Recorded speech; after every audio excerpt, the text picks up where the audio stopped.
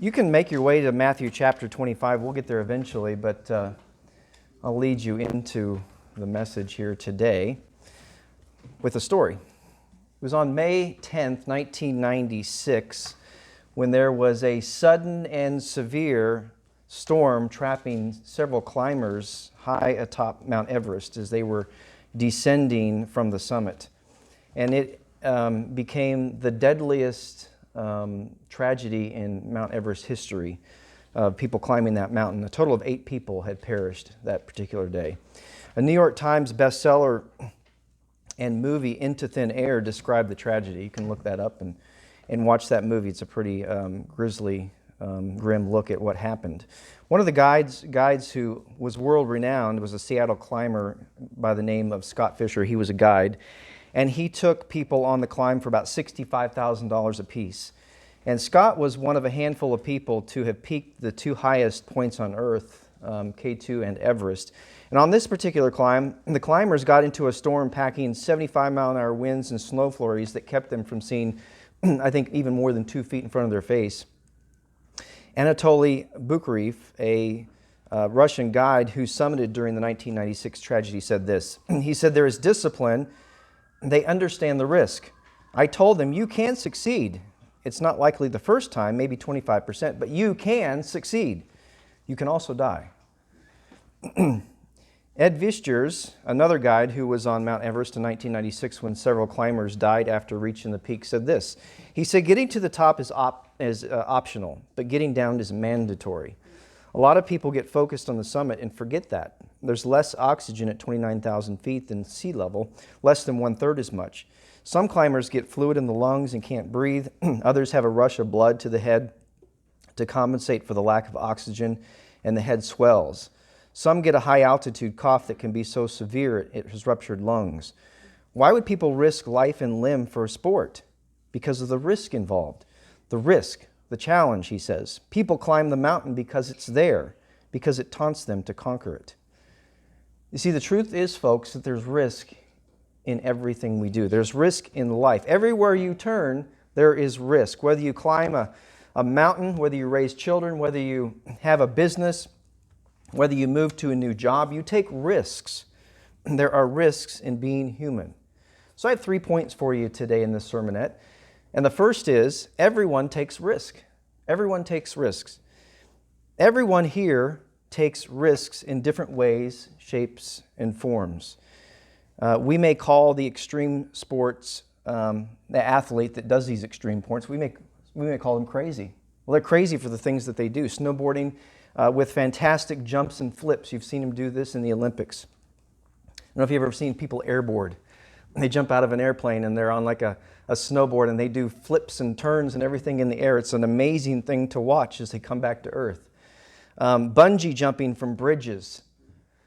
These are all extreme sports. I went skydiving one time. I don't think I would do it again, but it was really exciting to do it.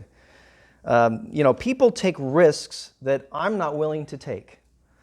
But consider, for instance, that their bodies are more acclimated to do the things that they can do.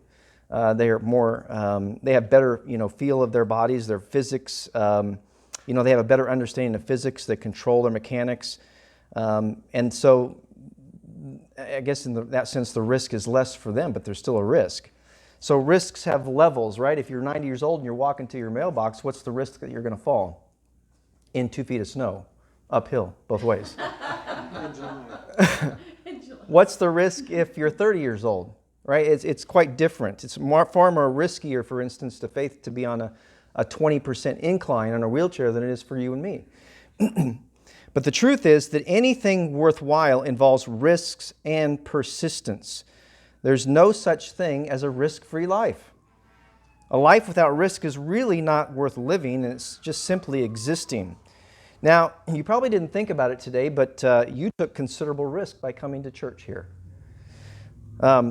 Here's some risks that you took. There's a 1 in 2 million chance of dying by falling out of bed in the morning.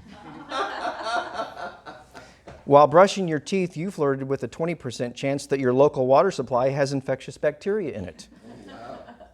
Men endured a 1 in 7,000 chance of serious shaving injury.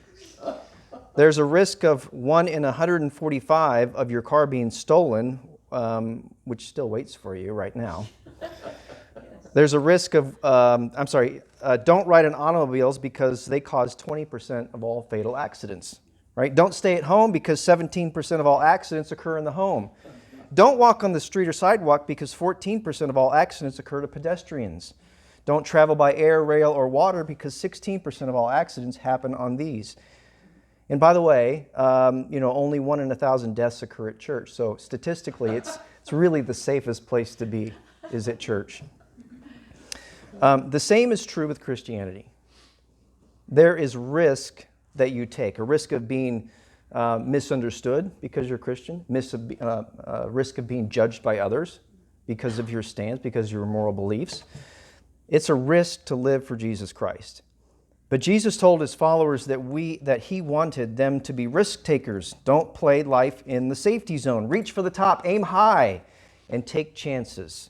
I'd like you to look at Matthew chapter 25, and I want to read through this section here, a very famous section on the talents.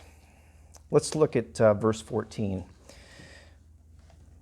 He's talking about the kingdom of God. For it will be like a man going on a journey who called his servants and entrusted to them his property. To one he gave 5 talents, to another he gave 2, to another 1, to each according to his ability, and then he went away. He who had received the 5 talents went at once and traded with them, and he made 5 more talents. So also he who had 2 talents made 2 more talents. But he who had received the 1 talent went and dug in the ground and hid his master's money. And now after a long time, the master of the house of the servants came and settled accounts with them. And he who had received the 5 talents came forward, bringing 5 talents more, and saying, Master, here's your 5 talents, and I have made 5 more for you. His master said to him, Well done, good and faithful servant. You have been faithful over a little. I will set you over much. Enter into the joy of your master. And he also who had the 2 talents came forward, saying, Master, you delivered to me 2 talents. Here, I've made 2 more talents. His master said, Well done, good and faithful servant. You have been faithful over a little. I will set you over much. Enter into the joy of your master. He also who had received the 1 talent came forward, saying, Master, I knew that you were a hard man, reaping where you did not sow and gathering where you scattered no seed. So I was afraid, and I went and hid your talent in the ground. And here you have what is yours. And his master answered him, You wicked and slothful or lazy servant, you knew that I reap where I have not sown and gather where I've scattered no seed. Then you ought to have invested my money with the bankers, and at my coming I should have received what is mine with interest. And so take the talent from him and give it to him who had the 10 talents. For to everyone who has will be given more. More be given, and he will have an abundance. But from the one who has not, even what he has will be taken away. And cast the worthless servant into outer darkness. In that place there will be weeping and gnashing of teeth. This is serious business. God tells us to take risks. Those willing to risk nothing actually risk losing everything. Everything. Point number 2 is risk takers keep climbing. Risk takers keep climbing. Now, many of the climbers who summited Mount Everest didn't reach the top in the first try. In fact, only 25%, as I said before, reach the first time. But a risk taker keeps trying. He doesn't give up. Risk taking is a way of life that is not just a one-time experience. And, when summiting Everest, many climbers have failed attempts several times before they succeeded. But were they failures for not summiting? Were they failures? Were these people failures? And absolutely not, I would say. They're not failures. They may have failed to summit, but they weren't failures. In fact, the failures of the trip are what led to the eventual successes, because their mind and body became more conditioned to the experience and the struggles of the climb. They understand, they learned, they grew from those experiences. They knew better the next time what to expect, how to overcome the difficulties that stopped them the first time. And persistence helped them to eventually achieve the summit and get back down again. Failure didn't stop them from risk-taking. The more comfortable we get with failure, the more we'll take risks. And the more risks we take, the more opportunities we have, and the more opportunities we have, the greater the chance or opportunities for success, right? So get comfortable, brethren, with failure. That happens. Instead of calling those experiences failure, call them lessons. So call the setbacks motivation to succeed the next time. You know, Dr. Seuss was rejected by 27 publishers before he finally got his 28th person to accept him. And he sold over 6 million copies of his book, And to Think That I Saw It on Mulberry Street. And it started there. Walt Disney was fired by a newspaper editor for lack of ideas. Wow, isn't that odd? But it pushed him. He also went bankrupt several times before building Disneyland. Yet he kept climbing. He kept taking risks. Michael Jordan was cut from the high school basketball team, but he kept playing and he kept shooting. In 1905, the University of Bern turned down a doctoral dissertation from a young physics student, saying it was irrelevant and fanciful. The student was Albert Einstein. He was disappointed, but he wasn't defeated, and he climbed the mountain the next year. Louis L'Amour received 350 rejections on his first book for sale, and then he went on to sell over 200 million copies of his books. He kept trying, he kept climbing, he kept taking risks. Wilma Rudolph is an interesting story. She was the 20th of 22 children in her family. And she was born prematurely, and survival was in doubt for her. When she was 4, she contracted double pneumonia and scarlet fever, which left her with a paralyzed left leg. At the age of 9, she removed the metal brace that she had become dependent on to walk around, and she started to walk around without it. And by the age of 13, she had developed a rhythmic walk, which the doctor said was a miracle. So she decided she was going to become a runner that same year. And she entered a race, and she came in last. And for the next several years, every race that she entered, she came in last. And so everyone told her, you just need to quit. Don't keep giving yourself this anguish of finishing last every time. You won't make it. Quit taking the risk. But she kept on running. And one day she actually won a race. And she won another one. And she won another one. And from then on, she won every race that she entered. Eventually, this little girl who was told that she would never walk again went on to win 3 Olympic gold medals in the sprints. You see, those willing to risk nothing actually risk losing everything. Point number three is risk takers go against conventional wisdom. Risk takers go against conventional wisdom. You've heard of a man named Columbus. We all know Columbus. Columbus trusted his maps and calculations. He considered his risks, and he sailed off to encounter the New World, a new world that had not been discovered by the East. Magellan based his charts and maps on the most current information available, and then he boldly circumnavigated the world. A few centuries later, in search of the Northwest Passageway, Lewis and Clark struck out to cross the entire North American continent and drew the contours of the new nation. All these explorers had at least one thing in common. They all based their momentous journeys on maps that were completely and utterly wrong, hopelessly flawed, or they were vastly mistaken. Furthermore, they had to know that they had a very good chance that their charts might have been in error. After all, no one had actually taken these journeys before, and yet even though the maps they used were flawed, each of these adventurers went ahead and they accepted the risk, they plunged into the unknown territories, and they opened up new worlds. Of course, they didn't always end up where they thought they were going when they embarked upon their journeys. Rather than Columbus discovering America, the Native Americans discovered Columbus, lost and confused about where he was.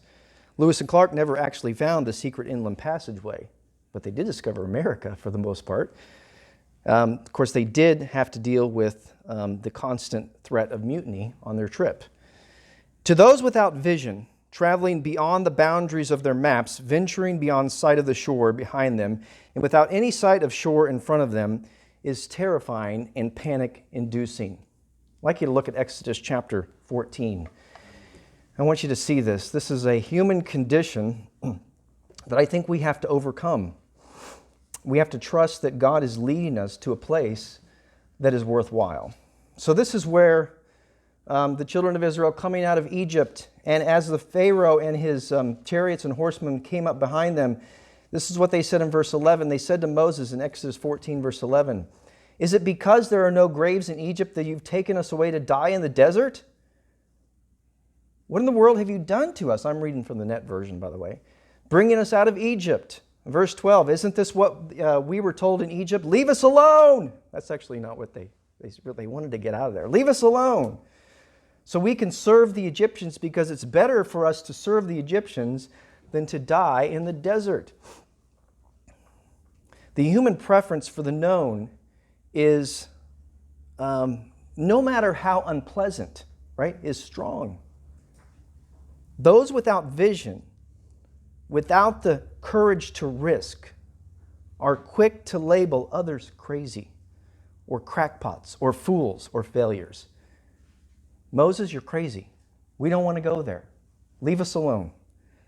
You see, this is the risk that you have all taken to forsake all and come to Christ as you travel to an unseen and uncharted land called the kingdom of God. It's not a blind risk that you take, because our elder brother and guide has traveled the road and he has made the way straight for us. So how are you investing and risking the talents that God has entrusted to you? Are you just holding your own and burying them in the ground? Or are you increasing what God has given to you? Because Christ would rather have you invest and risk than withdrawing, pulling back, and burying. Our Christian life is a risk, but with God as our guide, it is definitely one worth taking.